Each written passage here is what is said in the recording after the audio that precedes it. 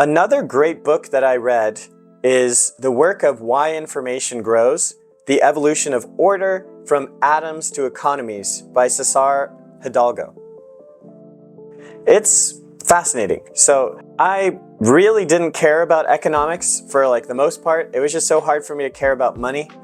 But reading this book that was recommended to me, I started to get more of an appreciation for economics, especially framed in this way, more from evolution and information theory. The author argues for a reframing of economics in terms of information and knowledge growth. The growth of information is a necessary byproduct of the second law of thermodynamics. The Earth is a system out of equilibrium, allowing for the temporary resistance of entropy and disorder. Information is physically embodied in solid matter. The author makes a distinction between two forms of knowledge, explicit and tacit. Explicit knowledge is the knowledge we can communicate and describe.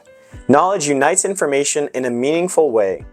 Tacit knowledge is know-how, the skills we are able to perform even if we can't perfectly explain what we're doing, like how to balance while riding a bike. So there's knowledge and know-how.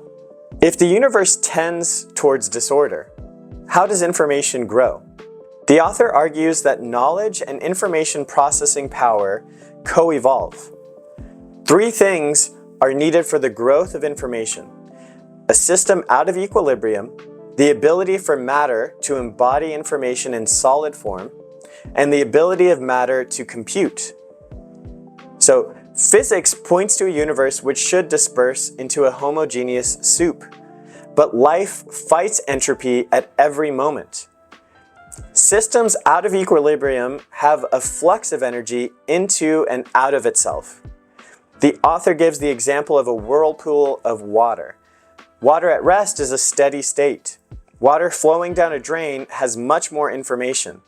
The velocity of a water molecule is correlated with the molecules surrounding it.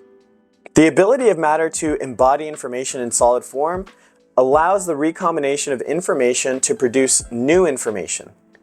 If we could freeze the whirlpool, we would retain some of the information about the whirlpool in a solid object. Plants, animals, and life act as a trap which maintains and grows information. Even trees have computational power and stored knowledge. So much know-how is stored in the self-organized structure of our bodies. Sunflowers always face their flower at the sun, tracking its position from morning to night. They are performing some type of information processing to adjust and grow their bodies. However, there are limitations on the ability of organisms to accumulate knowledge and process information. The amount of knowledge and information processing a single person can amass, the author calls a person byte. To break through the limits of knowledge and computation, humans arrange themselves into connected networks. No one person knows how to build a plane, but a connected firm of people with the required cumulative skills can.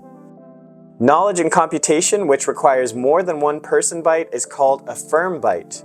We can begin to find limits to knowledge and skills, such as the minimum number of person bytes needed formed into a network to create a firm byte to produce a product. So, how many people minimum do you need to create a plane? Firms with high trust are flexible and adaptable. More familial firms are stronger but more closed, like families. The products networks of humans produce are crystallized imagination. Every product had to first form in the imagination of the human mind, either at the person byte or firm byte level.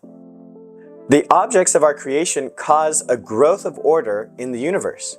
The physically embodied product is information and imagination in solid form, until entropy inevitably releases the embodied information into disorder. So this is a very different way to think about economics and information. But it is kind of cool to just stop and realize a product had to first be in imagination. And now we're actually taking what's in our minds and going out like the Lion Man statue and rearranging our environment to match our imagination. So we rearrange matter into a state we imagine. For a planet like ours, Earth, we're in a Goldilocks zone. We're just far enough away from the sun so that we're not too hot, but we're far enough away that we're not too cold either.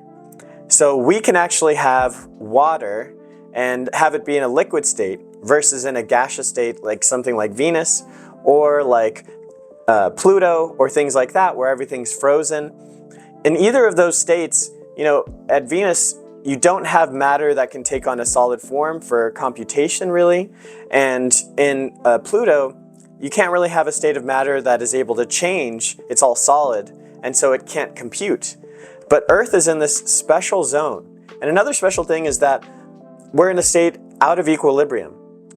Thanks for watching. If you enjoyed this clip, please consider checking out the full video and the series linked in the description.